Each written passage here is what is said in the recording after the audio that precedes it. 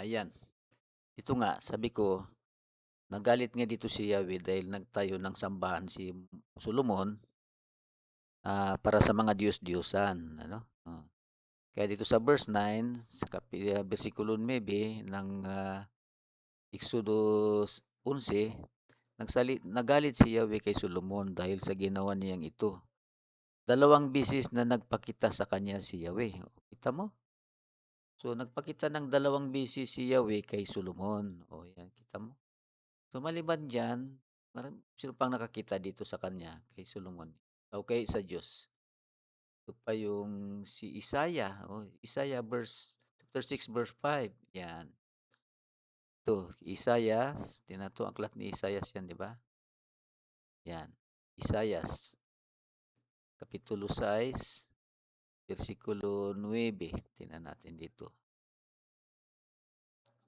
So, ito sa 8 tayo. At narinig ko ang tinig ni Yahweh na nagsasabi, sino ang aking ipadadala? Sino ang magpapayag para sa akin? Sumagot ako, narito po ako ang inyong sugo. At sinabi niya, humayo ka at sabihin mo sa mga tao, makinig man kayo ng makinig ay hindi kayo makakaunawa. Tumingin man kayo ng tumingin ay hindi kayo makikita. Yan, tika, baka mali ang... O yan nga, Isaiah 6:5 sa 5 nga. Ayun, sa 5, hindi sa mali ang binasa ko, no? So, 5, sinabi ko, kawawa ako sapagkat ako ay isang makasalanan at mula sa isang lahing makasalanan, mapapahamak ako sapagkat nakita ko ang hari, si Yahweh, ang makapangyarihan sa lahat. O, kita mo, si Isaias, nakita niya yung hari, yung makapangyarihan sa lahat, si Yahweh. Sapagkat nakita ko ang hari, si Yahweh. Ilan ang nakakita? Si Moises, si Esteban, saka ito si Isaias, ano? Sino pa? Anong kuha naman ito? Sa unang Juan, yan ito. Tingnan pa natin dito, maliban ito kay Moises, meron din siyang mga kasamang nakakita. Hanapin ko ha.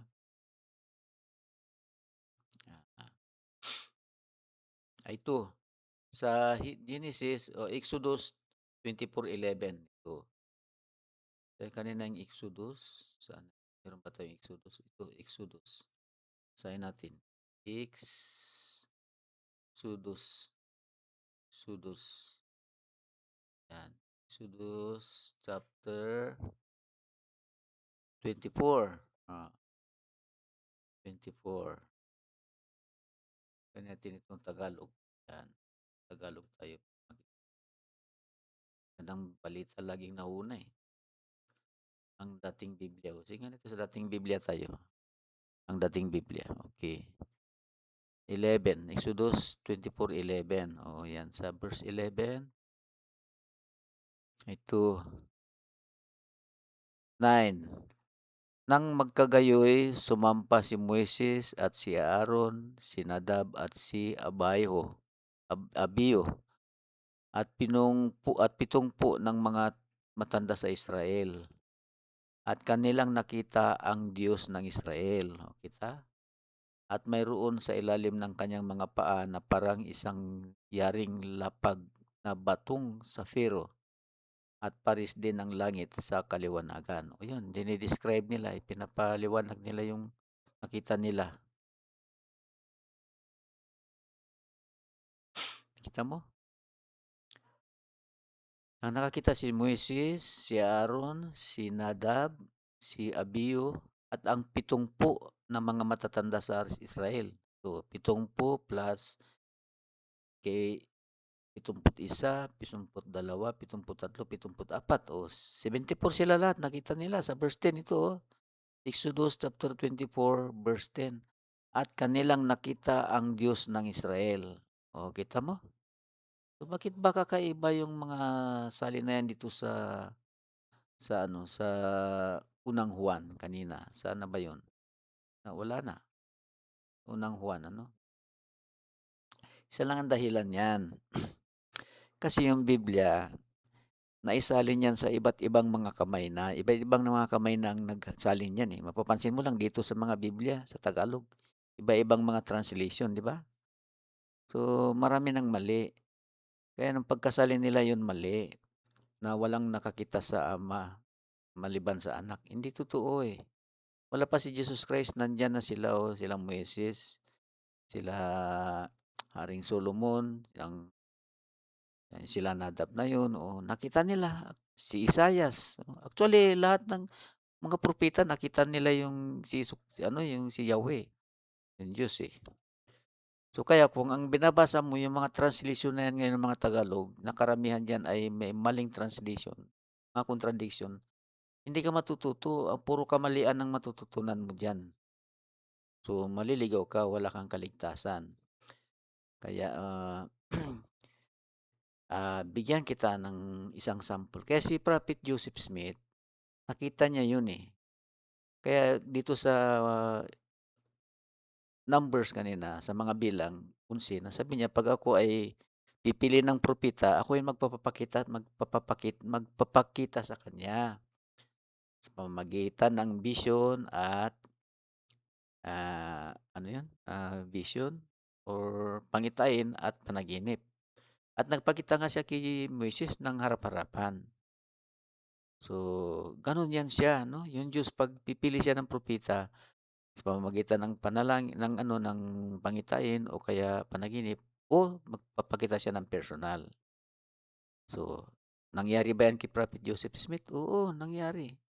Nagpakita sa kanya ang Diyos Ama at si Jesucristo. At dahil doon, nalaman natin na ang Diyos ay buhay, na may katawan siya, na hiwalay nga ang Diyos at Ama, si Jesucristo at ang Ama ay maghihiwalay.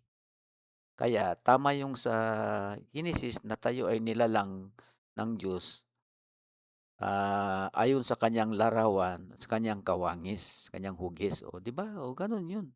Kung siya espiritu lang, hindi nakikita, di dapat hindi rin tayo nakikita. Dapat espiritu rin lang tayo. Pero ang totoo, tayo lahat ay espiritu. Sabi doon sa Juan na ang Diyos ay espiritu. Totoo yun, tayo rin ay espiritu. Pero tayo ay nababalot ng laman at buto. So, ganun ang Diyos. Mayroon siyang laman at buto, kaya lang perfecto siya. Niluwalhati. Yan, ano siya. So, yan lang muna yung aking video. Maraming salamat sa inyong pakinig at panonood. Alam ko na ang Diyos ay nagpapakita tulad ng mababasa natin sa Matthew, itong panghuling verse, Matthew chapter 5. Yan. Tagalog, ano? O, dito na lang tayo kung anong dyan. Anong dito sa 8? Pinagpala ang mga may malinis na puso sapagkat makikita nila ang Diyos. O, yan. Marami tayo, kasama na ako dyan, hindi ko makikita ang Diyos kasi sabihin, hindi malinis pa yung ating puso. Kung hindi man nakikita ng mga tao yung Diyos, alam na nila ang sagot. Hindi malinis pa yung puso. So, kapag malinis ang puso natin, umasa tayo makikita natin ang Diyos. At iniiwan ko ito sa pangalan ni Jesucristo. Amen.